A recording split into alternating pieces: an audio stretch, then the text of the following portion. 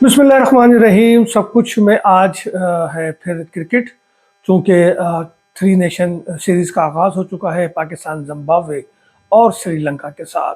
और पहला match Rawalpindi stadium में खेला गया पाकिस्तान और ज़िम्बाब्वे के साथ। ज़िम्बाब्वे ने पहले बैटिंग करते हुए 147 रन बनाए, उसके 8 खिलाड़ी आउट हुए।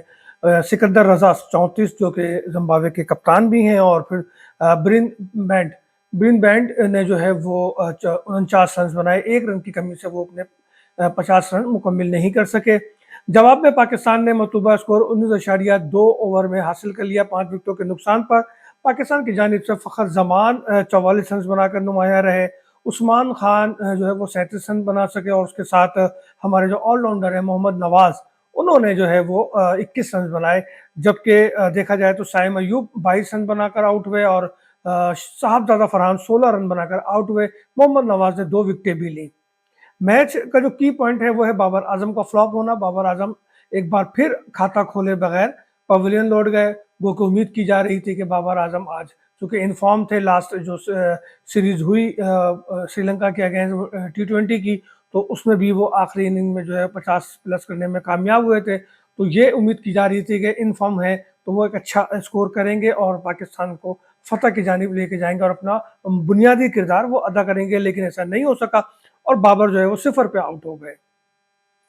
देखा जाए तो इस मैच के साथ यकीनन पाकिस्तान जीत गया, लेकिन इस मैच के साथ क्रिकेट के जो अदर स्टोरीज हैं वो देखें तो बाबर आजम पे जुर्माना हुआ, और वो आईसीसी ने मैच का 10% बाबर पर जुर्माना किया, और ये उन पे केस बना के उन्होंने जो है वो लेवल 1 की खिलाफ वर्जी की है। और जब वो आउट हुए थे श्रीलंका के अगेंस्ट अपने आखिरी मैच में, तो उन्होंने अपना बैट विकेट पे मारा था, स्टंप पे मारा था, और जिसकी वजह से वो लेवल 1 की खिलाफ वर्जी करार पाए थे और उनको 10% जुर्माना हुआ। बाबर आजम पे तो जुर्माना हो गया, ठीक है जी, बाबर ने इसको एक्सेप्ट भी कर लिया, इसलिए केस भी नहीं चला, उसकी समाअत भी नहीं हुई।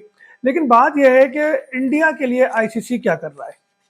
इंडियन बॉलर जो है, फास्ट बॉलर जो है बुमराह, उन्होंने जो हरकत की साउथ अफ्रीकन कप्तान के लिए, जो नाजेबा अल्फाज इस्तेमाल किए, उसके लिए भी तो आईसीसी को खुद नोटिस लेना चाहिए। या वो अभी तक इंतजार कर रहा है कि जी साउथ अफ्रीका कोई कंप्लेन करे, तो फिर उसकी मैच रेफरी कहाँ है? तो मैच रेफरी ने कंप्लेन क्यों नहीं की अगर साउथ अफ्रीका नहीं कर रहा, और किस बात का इंतजार कर रहे हैं? हालांकि इस कलकत्ता टेस्ट में इंडिया को इबरतनाक शिकस्त हुई है और एक छोटा सा स्कोर भी नहीं कर सका, और ये बात सामने आई कि जो पिच बनी थी वो उनके कप्तान की और हेड कोच की मुशावरत से, गौतम गंभीर की मुशावरत से बनी थी। और शाहरुख गंगोली जो कि साबिक कप्तान है, उन्होंने फिर जाकर गौतम गंभीर को कुछ एडवाइस भी दी है और कुछ समझाने की भी कोशिश की है कि हर जगह एक जैसा नहीं होता। लेकिन सवाल तो आईसीसी पे उठ रहा है कि आईसीसी कब तक इंडिया की सरपरस्ती करता रहेगा, कब तक उसकी पुष्पनाई करता रहेगा, उसकी कोताहियों पे अपने आंखें बंद रखेगा। जो अल्फाज इस्तेमाल किए गए अब साउथ अफ्रीका के कप्तान के अगेंस्ट,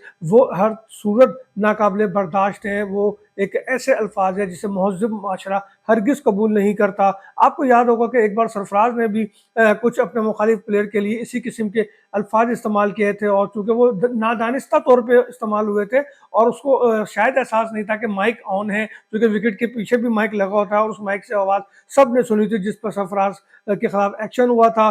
तो मैं समझता हूँ कि इस किस्म के अव्वल तो वाक़यात होने नहीं चाहिए। खिलाड़ियों को जो है ग्राउंड में कोड ऑफ कंडक्ट के मुताबिक अपने आप को, अपनी बॉडी लैंग्वेज को, अपनी ज़बान को जो है वो रोकना चाहिए। लेकिन जब ऐसा वाक़या हो जाए तो सज़ा तो बनती है। तो फिर फास्ट बॉलर को अभी तक सज़ा क्यों नहीं दी गई, ये एक बहुत अहम सवाल है, और आईसीसी इस हवाले से अब तक खामोश है, कोई ऐसी बात नहीं कर रहा। हालांकि कोड ऑफ कंडक्ट जो है 2.1.4 इसकी खिलाफ वर्जी हुई है, और बुमराह जो है एशिया कप में भी लेवल 1 की खिलाफ वर्जी कर चुके हैं। तो उस पर ना सिर्फ 2 मैच की पाबंदी बनती है, बल्कि उस पर जुर्माना भी बनता है। मेरा ख्याल है कि आईसीसी को अब होश के नाखून लेने चाहिए। इसके साथ साथ एक बहुत अहम खबर है, अजहर अली साबिक कप्तान पाकिस्तान टीम के, और इतलात ये हैं, जराए ये बताते हैं कि सरफराज अहमद को जब जूनियर टीम की भागदौड़ दी गई है, तो अजहर अली चूंकि डायरेक्टर डोमेस्टिक थे और सेलेक्टर भी थे, तो उन्होंने एहतजाजन अपने ओहदे से इस्तीफा दे दिया। अजहर अली, तुम्हें ये बात समझ में आनी चाहिए कि सरफराज कोई छोटा मोटा प्लेयर नहीं है। तुम तो एक नाकाम कप्तान थे। पर्ची पे तुमने इब्तिदा में अपने करियर के 7-8 इनिंग नाकामी के खेले, उसके बावजूद उस वक्त के चीफ सिलेक्टर तुम्हें मुंतखब करते रहे। अगर मैं भूल नहीं रहा तो चीफ सिलेक्टर शायद मोहसिन हसन खान थे, और वो आपको जो है टीम में लेके आते रहे और ये कहते रहे कि नहीं इसमें बहुत टैलेंट है, और खेलते खेलते आखिर तुम गवैया बन ही गए थे। फिर तुम टीम के कप्तान भी बने और नाकाम तरीन कप्तान बने। अब तुम सरफराज जैसे शख्स पे, जिसने अपने साथ होने वाली तमाम ज्यादतियों पे अपना मुंह बंद रखा, कभी टीम के खिलाफ कोई बात नहीं की, कभी सिलेक्शन कमेटी के खिलाफ कोई बात नहीं की, सब्र का दामन उसने अपने हाथ से छोड़ा नहीं, और आज अगर उसको जो है पाकिस्तान के स्टार तैयार करने की जिम्मेदारी दी गई है, पाकिस्तान का मुस्तकबिल तैयार करने की जिम्मेदारी दी गई है, तो तुम उसके जेलिसी में, उसकी जेलिसी में नालत है यार तुम पे, तूफ है तुम पे यार, शर्म नहीं आई तुमको? उसकी जेलसी में तुम जो है इस्तीफा दे रहे हो। ओ भाई तो खौफ खुदा करो यार, कोई फैसला होता है, कोई इंसान के पर अपना मेयार, अपना मेरिट होता है यार। सरफराज का मुकाबला तुमसे तो क्या, दौरे हाजिर के किसी क्रिकेटर से नहीं है यार। तुम लोग बातें बनाते हो, सिर्फ सिर्फ नफरत की बुनियाद पर, बुक्स की बुनियाद पर रहते हो। शर्म करो यार। और सरफराज को तुम देखा तुमने वो माज के साथ क्या किया सरफराज ने? यार पर्ची लगी थी ना कि फहीम उल हक को भेज दो, क्या किया सरफराज ने? माज सदाकत को ही भेजा, और उसकी परफॉर्मेंस सबके सामने है, और कहा कि फहीम अच्छा है लेकिन ये उससे अच्छा है। ये होता है मेरिट, ये होता है काम। तुम जैसे पर्ची, जिन्होंने अपना करियर ही पर्ची पे शुरू किया हो, तुम क्या जानो जो है मेरिट की बातें और सदाकत की बातें और टीम परफॉर्मेंस और जीत की बातें। तुम तो है पर्ची पे। एक आगे इनिंग तुमने खेल ली, उस वो एक डबल सेंचुरी शायद तुमने की थी, उसके बुनियाद पे तुम बहुत ज्यादा उछलते फिरते थे।